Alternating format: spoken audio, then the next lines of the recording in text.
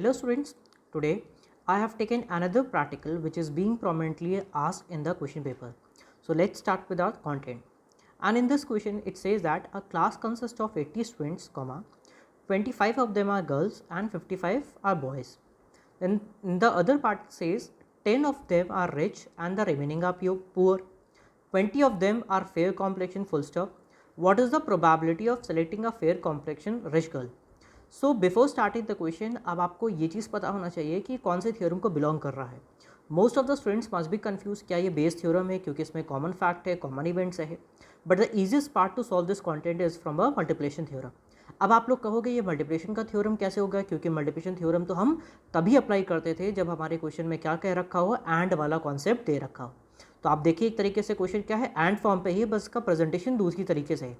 तो क्वेश्चन क्या है, what is the probability of selecting a fair complexion girl and rich and girl. अब point समझ कि नहीं आया. तो यहाँ देखिए 3 पार्ट्स में पूछा गया है क्वेश्चन और बीच में एंड भी लगा है. मैं एक बार फिर से पढ़ता हूँ क्या है, what is the probability of selecting A, फिर क्या है फेयर कॉम्प्लेक्शन, ये एक पार्ट है, rich is the second part and being a girl is the third part. तो इस तरीके से आपसे क्वेश्चन क्या किया है, पुटअप किया है. And obviously this is question from the multiplication theorem. So let's start our basic solution. अब आपने क्वेश्चन में जब डेटा दे रखा तो उसमें देखिए मैंने हर एक चीज़ को नोटिफाई कर दिया अल्फ़ाबेट से. दैट इज़ गर्ल को मैंने ए से रिप्रेजेंट किया है, बिंग रिच को हमने बी से रिप्रेजेंट किया है, एंड फेयर कॉम्प्लेक्शन को हमने सी से रिप्रेजेंट कर दिया है.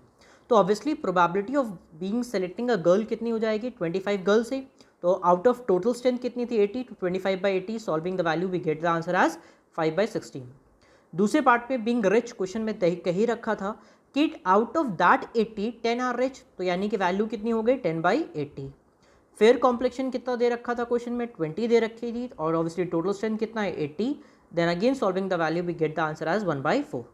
Now the point is that कि ऑल दो ये नीचे के जो पार्ट है इसका मुझे कोई यूज़ नहीं था, मैं फिर भी आपको करके बता रहा हूँ क्योंकि मैंने इसमें कुछ एक्स्ट्रा एडअप किया है.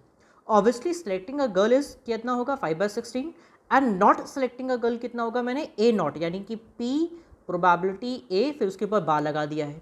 उसी तरह probability of selecting a poor कह लीजिए या नॉट रिच कह लीजिए, बात एक ही हो गई. तो क्या करा हमने 1 minus probability of selecting a B part कर दिया. फेयर कॉम्प्लेक्शन हो या फिर हम कहते हैं नॉट फेयर कॉम्प्लेक्शन कह लीजिए या डार्क कॉम्प्लेक्शन कह लीजिए, तो उसका सिंपल सा मतलब कैसे हो गया, सेम वही फॉर्मूला पे हमने क्या कर लिया, प्रोबेबिलिटी ऑफ बी नॉट ऐसे कैलकुलेट कर लिया और प्रोबेबिलिटी ऑफ सी नॉट की वैल्यू कैलकुलेट कर लिया. तो हमने देखिए सब में तीनों में यही वाला फॉर्मूला लगाया है, इसी में ए में भी वही लगाया है, बी में भी और सी में भी लगाया है. अब हम आते हैं अपने क्वेश्चन के पॉइंट पे, थोड़ा सा यहाँ ध्यान देखिए क्या क्या चीज़ है. अब ये क्या कह रहा है, सबसे पहले ये गर्ल का पॉइंट कह रखा है, तो एक पॉइंट ये हो गया. एक क्या है, रिच होनी चाहिए, और तीसरा पॉइंट क्या है, फेयर कॉम्प्लेक्शन क्या रखा है. उसी ब्याह पे हम क्वेश्चन को देखिए हमने यहाँ पे क्या कर रखा है, सॉल्व किया हुआ है. फेयर कॉम्प्लेक्शन ऑब्वियसली यानी सी हो गया, मैंने अपने अल्फाबेट्स में रिप्रेजेंट किया था. रिच मैंने बी से करा था. Probability of being a girl, तो देखिए probability A and B and C ये तीनों इवेंट एक साथ हो, उसकी क्या प्रोबेबिलिटी होगी, then it will be written as P A intersection B intersection C. तो ऑब्वियसली मल्टीप्लिकेशन थ्योरम है, तो probability of selecting A multiplied by B and multiplied by C. हमने सारी वैल्यूज़ को यहाँ पे प्लेस करके सीधे अपने आंसर को क्या कर लिया है, कैलकुलेट कर लिया. तो this is an easy concept, बहुत ही ईजी कॉन्सेप्ट है. बस एक बार क्वेश्चन को थोड़ा सा फ्रेम करने में, उसका सॉल्यूशन को थोड़ा सा कॉन्सेप्ट क्लियर करने में थोड़ा सा टाइम लग सकता है, बाकी क्वेश्चन बहुत ही ईजी ही तरीके से सॉल्व होगा. देन ये क्वेश्चन मैंने एक्स्ट्रा अपने पास से ऐड किया है आपको थोड़ा सा पॉइंट और क्लियर करने के लिए. मान लेते क्वेश्चन ने पूछा था what is the probability of selecting a fair complexion poor boy. तो अगर आपने देखा होगा कि बीइंग सेलेक्टिंग अ गर्ल का हमने क्या बोला था ए, तो बॉय क्या हो गया, ए नॉट हो गया. रिच को हमने क्या बोला था बी, तो बी नॉट क्या हो गया हमारा, पुअर हो गया. और फेयर कॉम्प्लेक्शन को सी बोला क्योंकि क्वेश्चन में भी फेयर कॉम्प्लेक्शन ही सी बोला है, तो उसको भी हमने यहाँ पे किससे रिप्रेजेंट किया है, सी से किया है.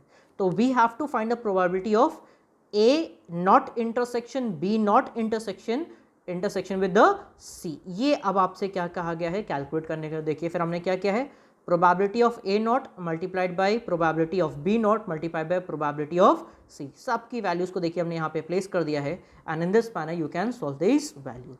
Hope this point is clear to everyone. Try to solve this question more properly from your book, ये टेक्स्ट बुक जो आपके पास है, कोई भी बुक आप यूज़ कर सकते हो.